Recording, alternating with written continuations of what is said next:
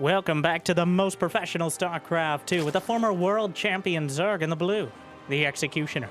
It's Rogue, facing off against arguably the best Protoss player in the world in the red.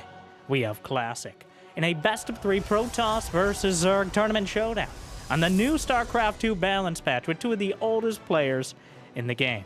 But the same way of me begging you to smash that like button and maybe even subscribe. Help me count to the algorithm. Jimmy, what are we at? 1,726 likes on this video, on this cast, and I'll cast another one. And I'll probably do it anyways, because I don't know why I'd do anything else with my life. But thank you for watching. Hopefully, you've had a good day so far. And hopefully it's about to get just a little bit better. As disappointingly, yet not unexpectedly, both players are building all their buildings on their own side of the map. No sorts of proxy hatchery shenanigans, not even blocking the natchery. It's a thing. We're making it a thing. We're not even blocking the natchery, the second hatchery, with the probe. Classic is very much a macro toss, and arguably the best one in the game, where he's more focused on making sure his plan comes together than ruining yours. Rogue, on the other hand, one of the most aptly named players, is a wild card. Some days he has his own plan he wants to execute. On the others, well, he wants to execute you. But so far, just a very standard start. And I'll tell you, any Zerg who has the opportunity to just take that second base without the probe blocking it or getting delayed, I think is going to take it on most occasions. So it's gone a little bit out of style, the early block, in favor of making sure you get everything set back at home. Probe, done trespassing, even steals away 5 minerals. And now the Adept. So another part of why this early game is so standard in Protoss versus Zerg is Zerg doesn't really have any way to hide, okay? Well, Classic knows where he is. And between the probe, and then the Adept, and then the impending Oracle, whose map is it anyways? All right, the Queens, the Hatchery Owners Association, may have its own sort of rules and regulations and thoughts about whether the Protoss should be allowed. Let's see him try to enforce it. Probe shading, the Adept shading in, taking a look around. Sometimes you can look at the drone count and tell an all-in's coming. Occasionally you get a spot on something like a Roach Warren. The lengths you have to go in order to hide that sort of early aggression usually are not worth the risk for the potential reward, especially with the Oracle being such kind of a catch-all for literally every single Zerg unit that can't hit up, which includes pretty much everything but the Queen. So, with the third Oracle already out, now, I'm not going to read out the whole patch notes like I did for the first week or so, but we can find it in the description. The description, Jimmy, if you'd like to read out all the details. But relevantly, and I think the reason why Classic has had extra success in the last year is the change to energy recharge, which just got arguably nerfed. But the ability to slap 50 energy into an Oracle or a Sentry on a 45-second cooldown from the Nexus allows you to have pretty much constant energy on your most important units and constant scouting on the other side of the map. Like now we can see the Roach Warren is done, the Queen count, the fact he's going for continued drones, the Oracle's just gliding right by while the Queens trip over one another in order to throw out a few knitting needles. Begrudgingly so. But so far, Rogue on defense, and the drones just a few seconds too early, and the Queens are not going to be enough to drive this back, though, taking a lot of damage on one of the Oracles, both of them in autumn colors, and get off my creep! Oh, Brent, are you okay, Brent? I haven't been okay since the war, Susan. Sorry, I'm sorry. Well, the Oracles get 6 drones, but also a little ambitious. And one of them's knocked out of the sky. The same about to happen to the Overlord, gliding its way through menacingly over the Protoss base, to editorialize a bit. But he will spot the Twilight, the Forge, and now the Templar Archives immediately.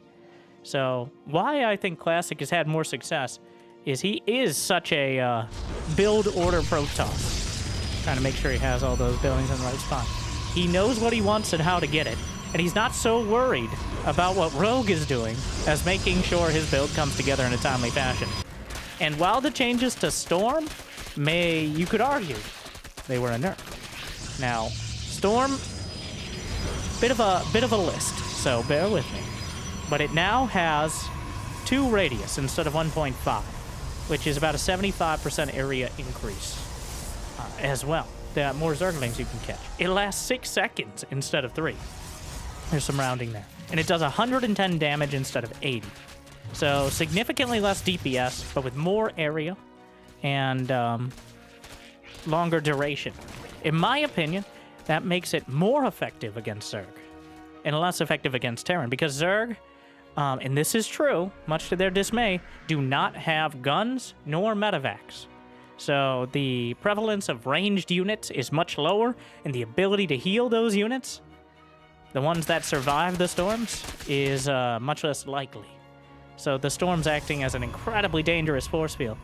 And with energy recharge being only on a 45-second cooldown, even though it charges less, it means that you're going to have it more often when it comes to waves of attacks, like we just saw there.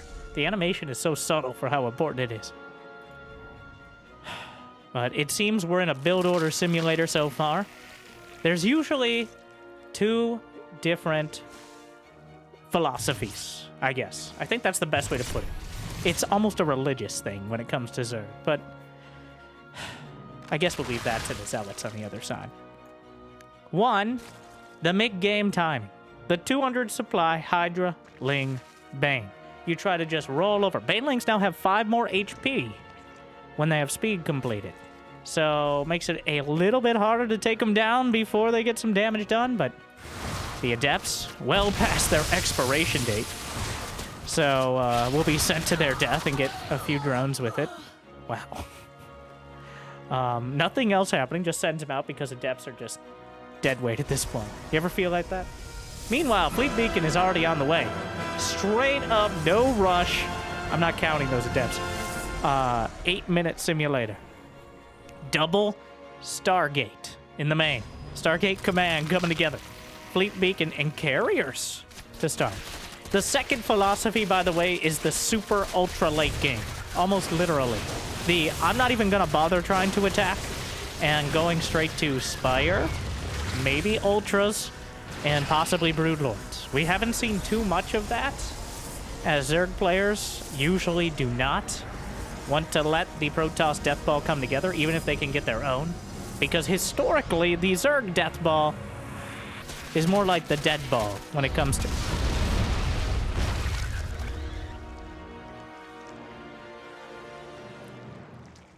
Zerg, well, it could have been lurkers. All right. There's no lurker den, but I've seen 4 or 5 lurkers while burrowed. Contaminate will delay the production of the second carrier. But Rogue, surprisingly geologically inclined early on. Gonna knock down the rocks that destroy the minerals and then open them up for a better attack path later on. It already has creep over like 50% of the map. And I've always wanted like a counter for the percentage, but you just gotta eyeball it for now. Hive is nearly complete. The Spire is already done. Carriers have arrived. And both players are turning this into... Is that 10 Spore Crawlers? A whole Spore Churn is... That's not for supply. He's just building 10 Spores. So Rogue is playing... All right. We're going to see that rare second option, which is the Turtle Zerg. With the Spore Crawlers and... So this is uniquely suited. In fact, I think this is a better choice against carriers. Tempests, notoriously outranging and destroying buildings with tectonic destabilizers. But carriers have no such capability. Carriers must launch their interceptors, which have to get into Spore Crawler range, which is usually not a huge issue. But usually we're not seeing 26 Spore Crawlers at the 10-minute mark. The spores per minute right now is too damn high. All right. What is this, The Last of Us or something? Couldn't think of anything. Okay. Wasn't there an RTS game named Spore? Ultraless Cavern and the Greater Spire on the way alongside Adrenal Glands Hydra Lunge. We are at Hive Tech. All right, Rogue with the full speed run to the late game. As the Hydra's, Lings, and Bane's gonna try to crash through. Looks like a Baneling drop was attempted. 3 probes? So, not successful, but more Robos on the way. And the game's starting to look more and more like a direct strike battlefield than it is an actual multiplayer game of StarCraft. But the Sporist continues to grow dramatically. 6 more spores. He's gonna have 30-something spores. And against Carry, has Classic seen it? I mean, I don't think he's really... No, he has not seen the magnitude of spore crawlers. He does not understand. Oh my... So from the man who brought you... The man who brought you the mass changeling to lag out your computer and make it impossible to deny vision strategy, I now give you the mass spore crawler. He has 90 drones, and I assume he had over 100 at one point. He's making brood lords. A few zerglings, but the Nexus again going to be delayed. The spore crawler, 41 spores! What? Oh! And here they go! Here we go!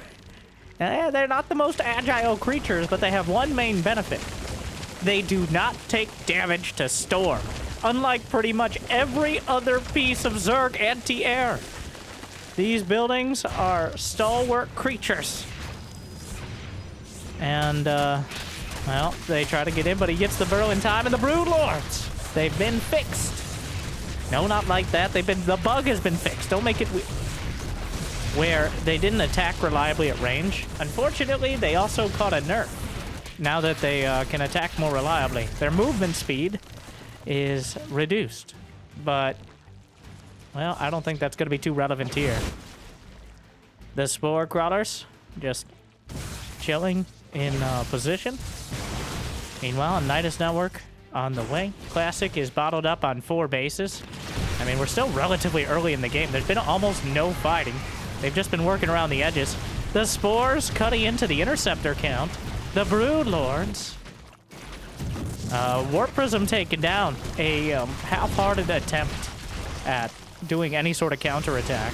Rogue with a double-hearted attempt here with Nidus Networks in production. He is maxed out. The Spore Crawler count is at 40. Must have lost 1. Not adding any more for now. The Stalkers, I can't tell if he's scouting or just trying to get rid of them. Meanwhile, Zealot's taken down by the remaining Hydras and Lings. The units. Rogue has a very confusing units tab right now. 3 different flavors of Overlords. All of them surprisingly bland. 2 carriers taken down for free. Just caught out in the center of things. The Vipers just yanking him in.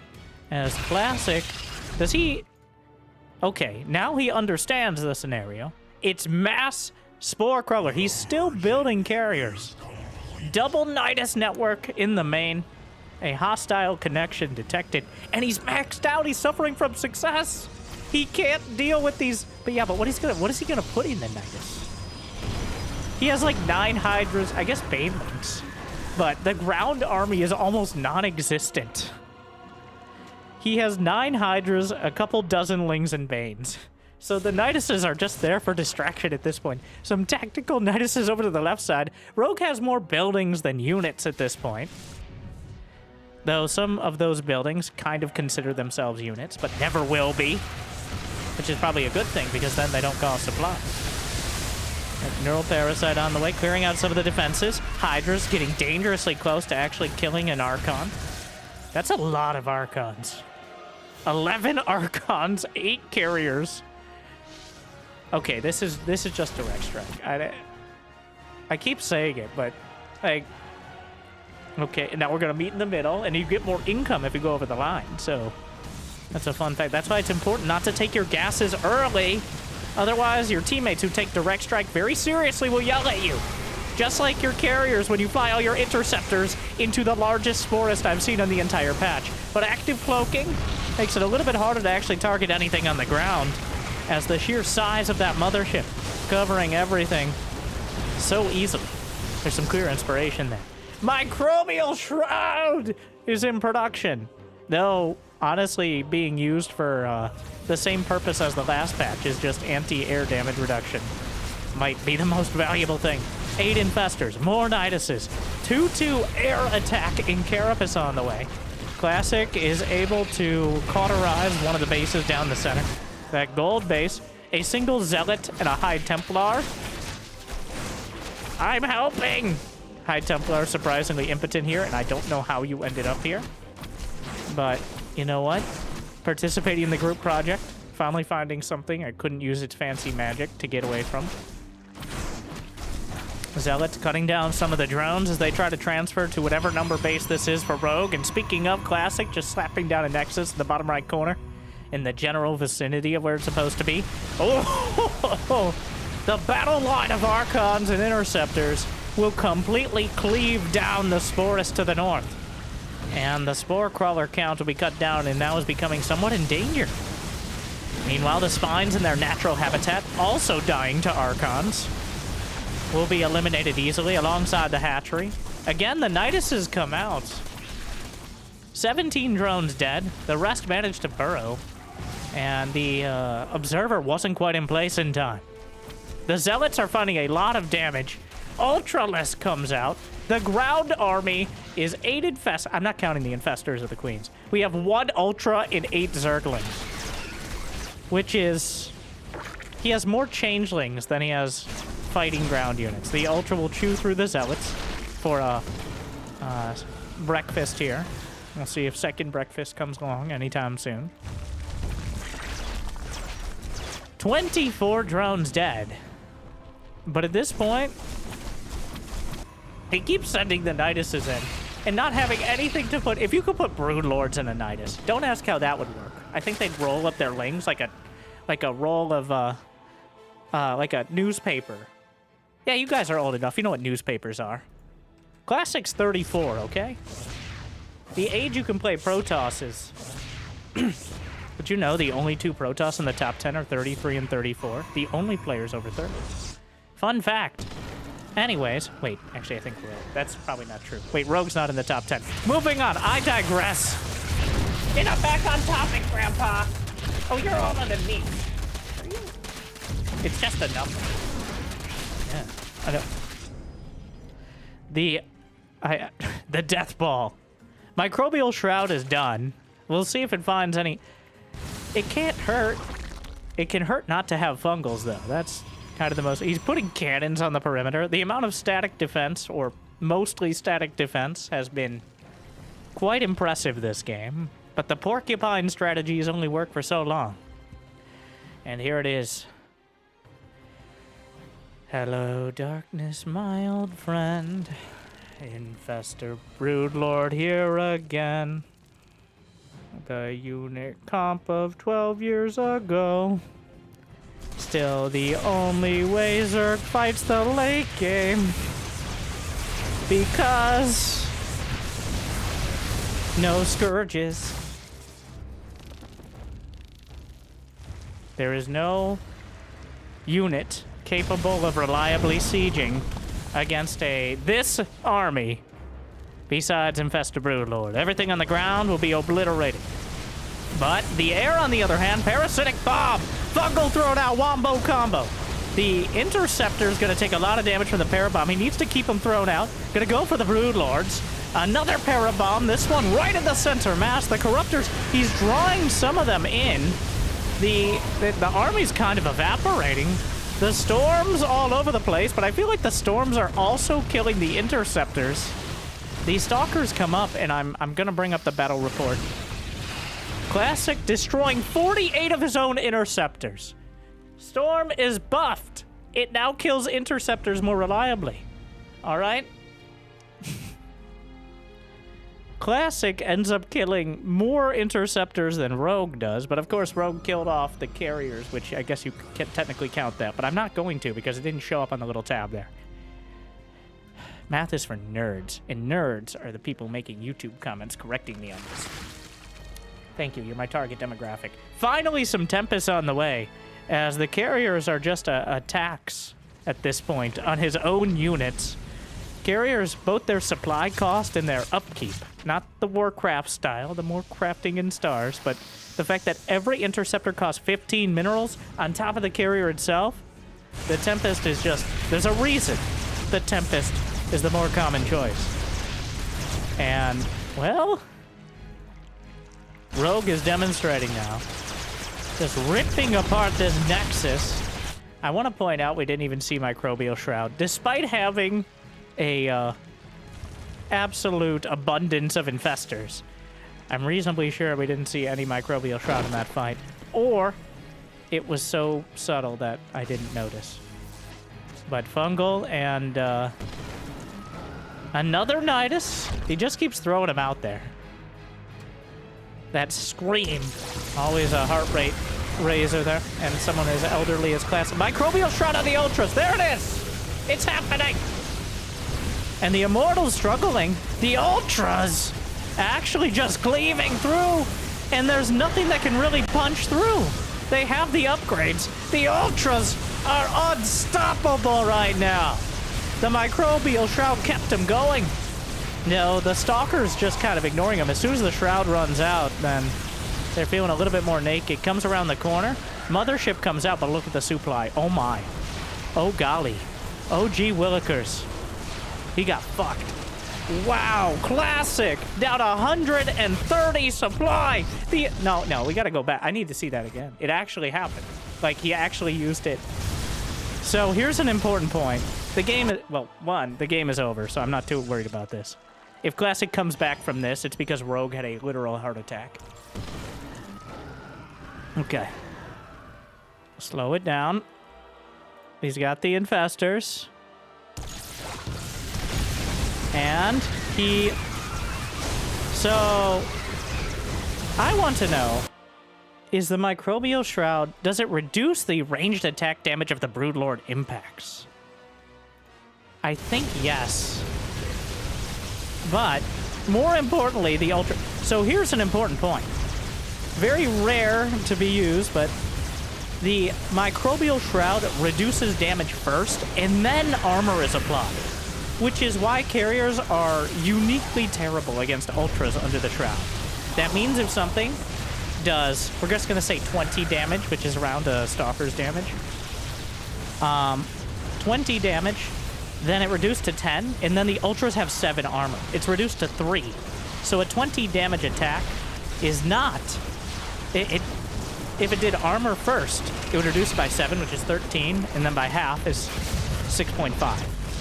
So, in this scenario, with limited Storm, and limited Immortals especially, even though the Immortal damage is also reduced, it does so much against the Ultras.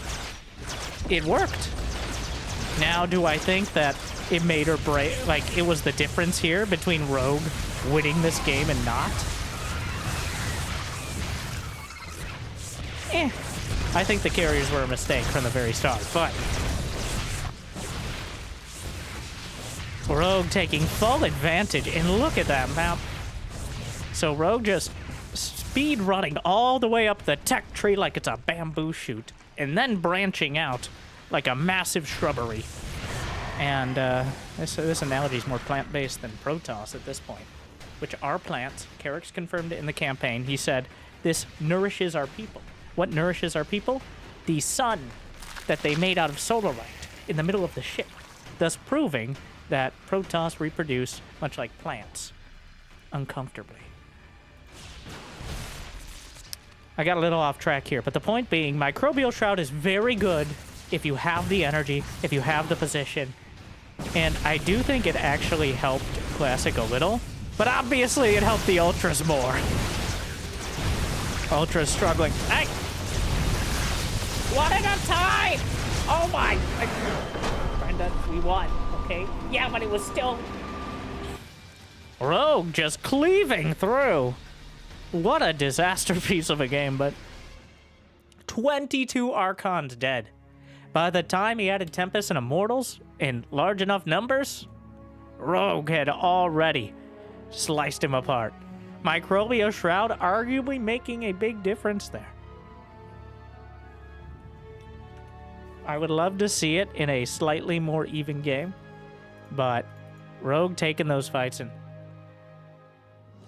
I can't help but think that carriers are obsolete, and the age of the Tempest is very much in full swing. Still though. And again, for the math nerds, the Shroud is applied first and then armor. Which, if it wasn't so unwieldy and expensive, would be so broken. I do agree with that. But I would prefer it to apply armor. I know. Technically, Winter, the Shroud coats the unit, and then the armor is beneath the Shroud. So, thematically, it's... Oh, stop. Stop. All right? That's enough of that.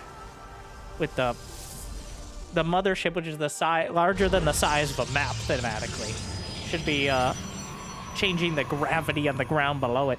I guess that's kind of what Time Warp is. Remember Vortex? No, we're not. No. No.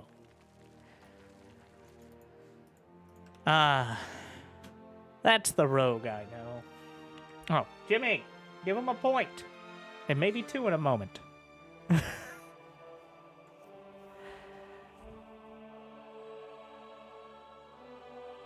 It's a triple, it's a 3 hatch before pool from Rogue, as he takes both Natcheries. Ye old Snatchery build.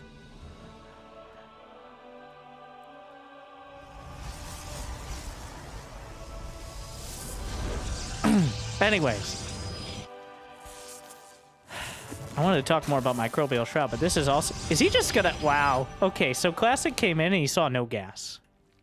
He knows this. There's literally no chance of Zerglings. I've never seen someone so bold, yet so correct. He's just going to take the third. And who's going to stop him?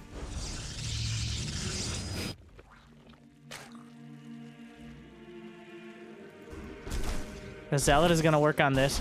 I wonder... Well, he saw the probe. I've never seen anyone just go and take the third. Like, they always just wait.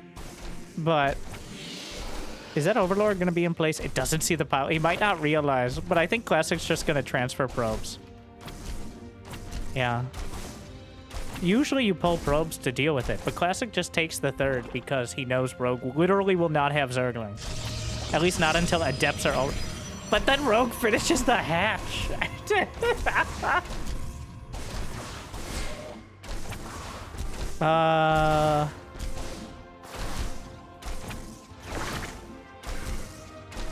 Well, okay. He calls his bluff here. Of course he does. And that's why you usually pull probes, but he's making Zerglings inside the house. What is this? You know, the Adept on the other side. 14 Zerglings on the way. Rogue is just turning this into something of an all-in. I think he just realized what's happening with the other base. Probes pulled off the line, but the Zerglings keep trickling out of the proxy. Yeah, he finds the third, and he can take down the shield better. Warp Gate is still way too far off. There is... Oh, the Broodlings! The Broodlings! Will nibble apart the Zealot. That's actually huge. And now the pylon powering the start. This pylon. Save the pylon. Save the Protoss. He needs... If he kills that pylon, I think Rogue just wins the game, as he's not going to have the Oracle. He's not going to have Warp Gate. That pylon powers everything. Artosis would be ashamed / proud. Oh. Oh, but the Oracle's about to come out. And now that he has the Oracle, Rogue's just building more Zerglings. But yeah, he has an Oracle, so he should have the defense. Will he recharge it before? Yeah, you can recharge it. So, fun fact, if you recharge the Oracle, even as it comes out of the Stargate, then you can just keep firing it. It will not run out of energy before the next recharge comes up. Which is, you know, cool. If you're he turned it off and on again, which... didn't your mother tell you not to do that? All right, it costs 25 energy each time. And you didn't win the World Finals Classic. Does it look like you're made of money? I mean, it was still pretty good. That sports washing money is pretty good. But I think a couple $100,000, but... still. That was a bit lackadaisical, and now... Well, so this is an exact case of the energy recharge. He really should have turned off his Oracle. I think it was out of reflex instead of thought. Rogue does not have a follow-up at all. Classic does have a couple probes trying to get to that base without realizing that they can't. And are stuck in... Yeah, Rogue is just still making Zerglings. He's just still going. He's all in. He's not gonna run out of energy. Like... There's gonna be foracles for this deplorable defense. I'm not being rhetorical. Lights him up. The Stargate is dying, which is a unique vulnerability here. And that triggers Rogue to maybe think about... I think Classic has navigated a narrow path to not being in a directly winning position. What a mess.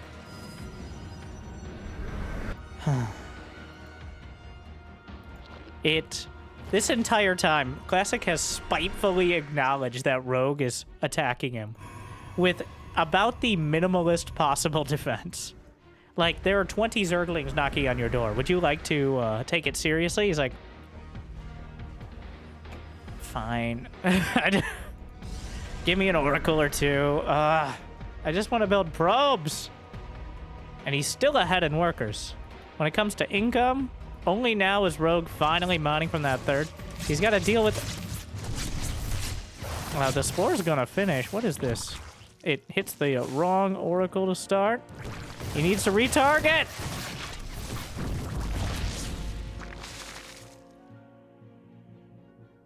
That was embarrassing. Classic! Half asleep right now. I mean, he's doing his best. He's like, Hero loses his oracles all the time. Maybe I should try it. Maybe that'll inspire some sort of a spontaneous genius. But nobody can replicate the Forrest Gumpian school of Protoss that Hero has somehow perfected.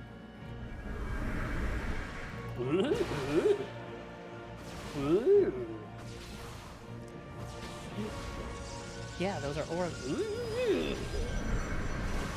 Overlord somehow survives the persecution of the Stalkers. Another one is warped in, though, which is a small victory to force that out. He's going Adept Glaives. And what does Rogue have? 16 Zerglings. He's going to break out of his own base. Well, what's now his base. Rogue has a lair on the way. He's getting a lair at almost the timing he was getting a hive last game. This molasses level rush, but oh wow, oh, that's a lot of a dip. Throwing mad shade right now. Rogue building 5 roaches, but they just entered Protoss. He has to kill his own creep tumor. Oh no, the oracles already taking a ton of damage right off the bat. Brings them in, stasis, point blank range. Zoning out just by the existence. Is he gonna cancel? Yep, and he just walks in. The roaches are out. Gonna build another stasis mid-fight. Gonna destroy... Oh my, it actually worked. Catches a couple. And Classic just strolling in. The drone's on the run. Another stasis on the ramp. Okay, he's definitely been watching too much Hero, but 10 drones dead. And even if all these units just spontaneously disappeared from the map, this would already be tough for Rogue. And they ain't disappearing. They're just shading every 10 seconds or so. 16 drones. The oracles with stasis making things difficult. Another casual stasis knocks the oracle out, but there's more drones at the third. Gonna kill off double digit 20 drones. Immortals on the way behind. The oracle count has reached critically low levels. The queens. This is restricted lair space, you dick. No, Brenda. I agree. You're out of line. I agree, but you're out of line. I don't...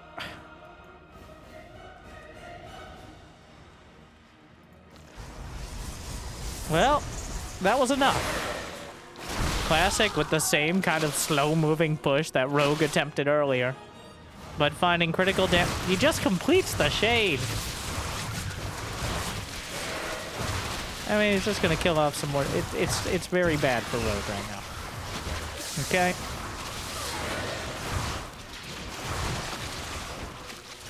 Is he just gonna leave, or is he gonna counterattack? Take your bets.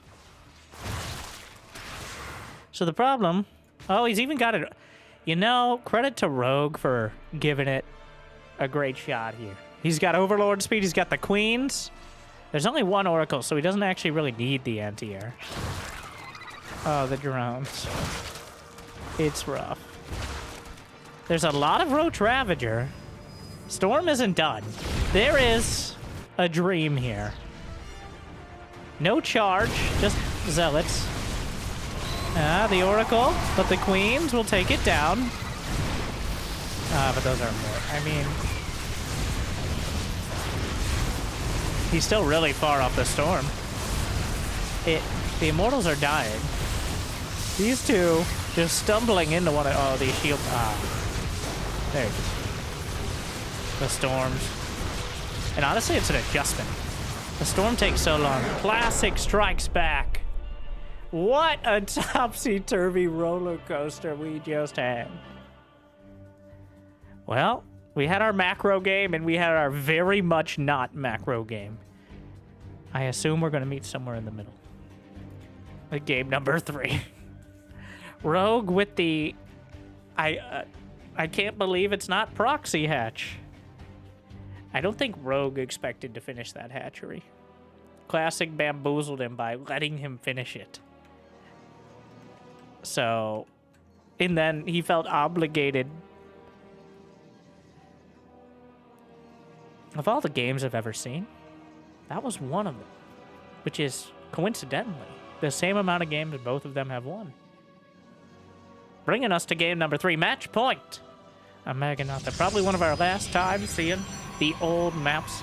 This from WardiTV's Monday weekly tournament. And if you aren't supporting Wardy, why do you hate StarCraft?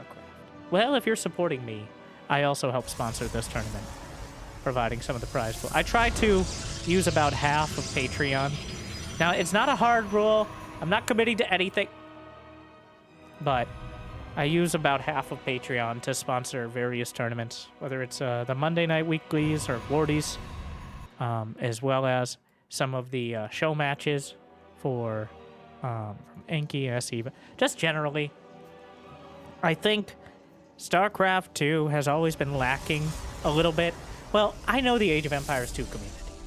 I know there's actually surprisingly little overlap, at least in the content creators.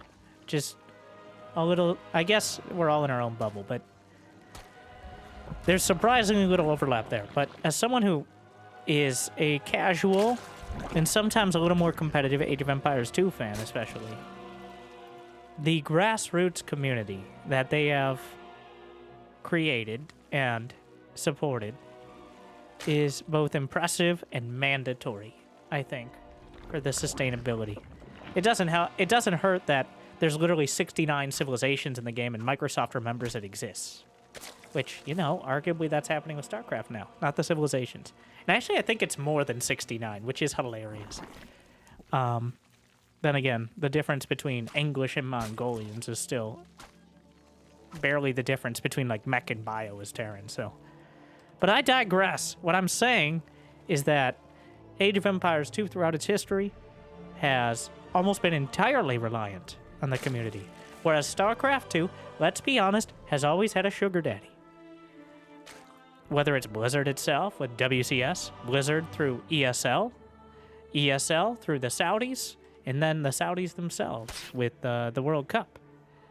There's always been a sugar daddy willing to sink a, let's be honest here, unprofitable amount of money. Esports is not very profitable, if at all. But the prize pools perpetuated by these massive companies or the equivalent are not something that we can expect or should rely on. I say in a privileged position where I can probably commentate the same 6 players for the next few years and still butter my biscuit, but without these tournaments. So I think over the next few months, we're going to see more of that. We see that with the Team Liquid map contest. We see that with community tournaments. The problem is, and has been for quite a while, is relying on the sugar daddies. Like, for like 4 months out of the year, we were like, is it going to be part of the World Cup? Are we going to get some of that sports washing money? Is the entire year going to revolve around Sarah winning the World Championship or Clem sneaking it again? Or not? Now, if you weren't watching post, then you wouldn't know that there were 4 months of that. But now the issue with that is not that we have this big tournament, but it's that everyone else has no idea, like, if you're going to schedule a tournament. Yeah, Oracles and Adepts getting a lot of kills. Tell me more. Show me less. Nope, not going to happen until they nerf energy recharge. But I digress. So when you have literally the elephant in the room, and I'm not talking about your mother, but I'm talking about this tournament, you can't schedule, you can't set up a multi-month long, like you can't do something like a GSL, like the RSL is trying to do. You can't schedule larger tournaments, especially LAN tournaments, if you think that half of the players are going to be singularly focused on the biggest tournament of the year. There's no way you can compete with a $100,000 prize as someone who, you know, doesn't have $100,000 to throw away, or several zeros more than that. So that is, in my opinion, the double-edged sword of StarCraft 2, and has always been, in some way or another. The reliance and the expectation on these massive tournaments sustaining a player base of a certain scale, or a pro player base, and the inability to be flexible or have community tournaments that aren't like copy-pasted versions of whatever the big tournaments are for the sake of competitiveness. And I do think that's made it stale over time, and it's made it hard to ever develop any sort of competitive infrastructure outside of the sugar daddy system. So, I hope that made sense. You can find more of my ranting on my streams where, you know, I make a whole career out of it. Some of them are on this channel, some on the second channel, Winter Gaming TV. But obviously I'm very passionate about it. I didn't expect to do this whole spiel during the cast, but it's Game 3. Either you're not listening, or you're listening closely. I do appreciate both of you. The only one of you will notice. Like and subscribe. I want what Age of Empires 2 has. And it's not something you can turn on and off. It's something you have to build. And I fear it's going to be difficult at best and impossible at worst for StarCraft 2 to do that. Partially because of Blizzard, which is also owned by Microsoft, but it does seem to be like the unloved stepchild StarCraft. Even with the intern pushing out patches for better or worse, and maps like StarCraft 2 has always been so hard to balance for the pros and the Joes. It's like, here's the description that I think is most accurate of the balance philosophy in StarCraft 2. We have balanced StarCraft 2 around Hero's inability to win and Cyril's inability to lose. And that just doesn't scale well to, you know, past the top 10 or the players you're seeing on this channel all the time because they get the most views. But now the rant and no rush period has ended. The time has been filled, for better or worse, and the production tab is full of the late game. We got a hive on the way, a lurker den, as well as Rogue, going to change text and tax more towards the ground-based army, whereas Classic is already sitting on those 4 bases. He picked up 12 drones with the initial pressure. A handful of lings, assuming you can fit like 14 lings in your hands, and big hands you have there. Oh my. Has to take out his creep tumor in order to expand, but already metastasizing across the map with the creep.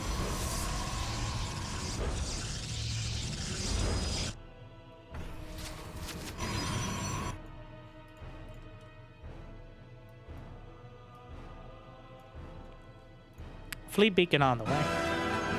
Second Stargate. I really thought we were going to get the fight going, but it looks like we're going directly to the late game yet again. The only difference here is we're not seeing a Spire yet. I feel there's no... It's almost negligence not to build a spy when you have 80-something drones. At this stage of the game. You need to say, you know he's going Fleet Beacon.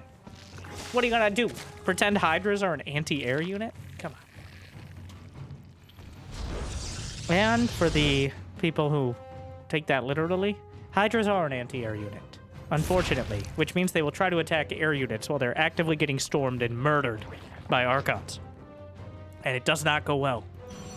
Unless they have, like, a single-digit number, a low single digits, like less than 3 Tempests or carriers, then Hydras should be considered anti-ground only or lurker eggs, in my oh-so-humble and modest opinion. Well, here we go. Oh.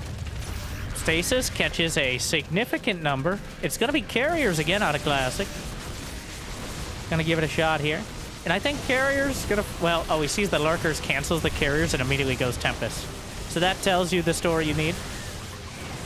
Realizing that Tempest just better suited in general.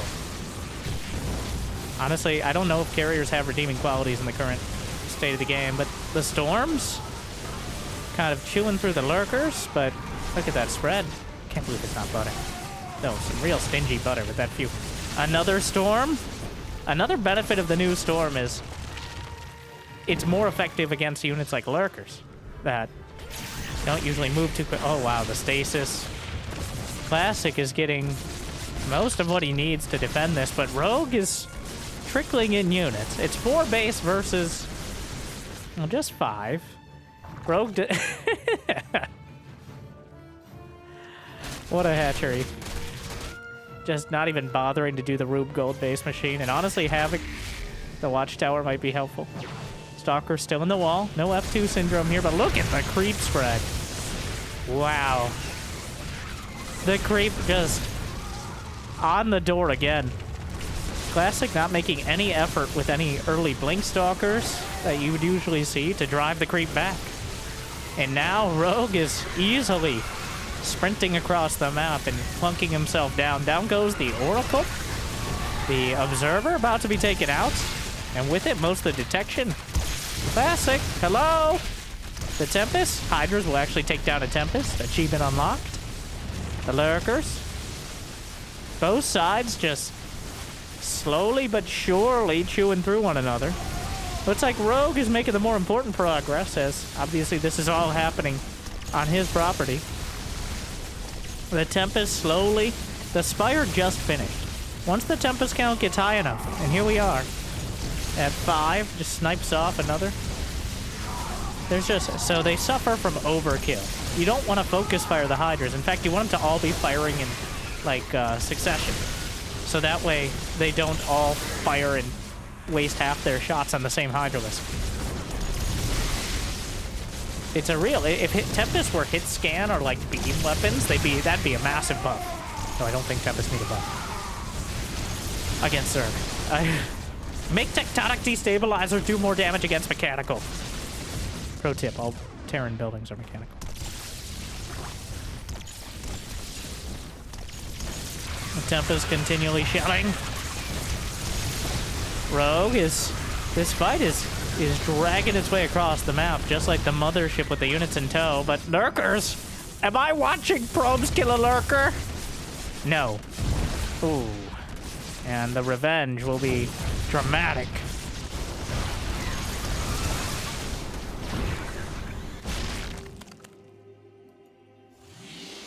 And then it just kind of ends. A 3-minute fight that ambled its way across most of Classic's front line results in Rogue losing more resources, including 2,000 more gas. But Classic loses a lot of his probes. He wasn't able to expand during this. I think it's a net win for Rogue. But, wow, what a mess. The Tempest counts is now... Yeah, he needs Corruptors. Another big win is taken out of the... I guess, not count... Wait. Is it not counted in... I don't think buildings are actually counted in the Battle Royale. I think they show up, but they don't show up as destroyed. They just show up in the lost resources. And he's got the watchtower while he's mining. The best of both worlds. Hybrid base. I love it, actually. Yeah. Got much vision. Who needs creep doomers? Rogue, ideally. Is there tectonic destabilizers? No. +3. He's just now getting... Oh, he lost the Cyber Core, which he just now rebuilt. The Tempest and the Templar coming together. Anything but a temporary combination. Yeah. Words. What do they mean? I question that every day. Not too hard, though. Otherwise, it'll be a bit existential. Like and subscribe for existential trend. Rogue. Once again, building up a Sporist. The Nidus network just in the midst. Honestly, probably better to be nearer to the front, where you want your units most of the time. Rather than, like, in the main or something. Slaps it down in the back of the base. And classic. Classic. Just now realizing. Is that going to be quick enough? Well, his army is... He's just using this as a decoy. The active cloaking, but here come the Corruptors. He just wades through the storm. The feedbacks. Parasitic bomb on the army. Archons underneath more storms. I think, well... He's going to kill the Tempest. But he also loses most of the Corruptors. Almost all of the Corruptors, actually. Meanwhile, is there any detection? No. That's the main issue here. Oh, he killed the Nexus. Another Nidus in the main. Meanwhile, Classic's gonna go for the base trade. Somehow a carrier survived all this. This has been... These two are just all over one another.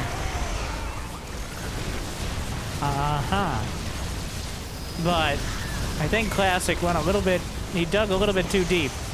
And probably too greedily. There goes the mothership. And there goes Classic. Just taps out. So, I will say, not the most... not the most precise showing out of Classic. Rogue? That was par for the course there. That was...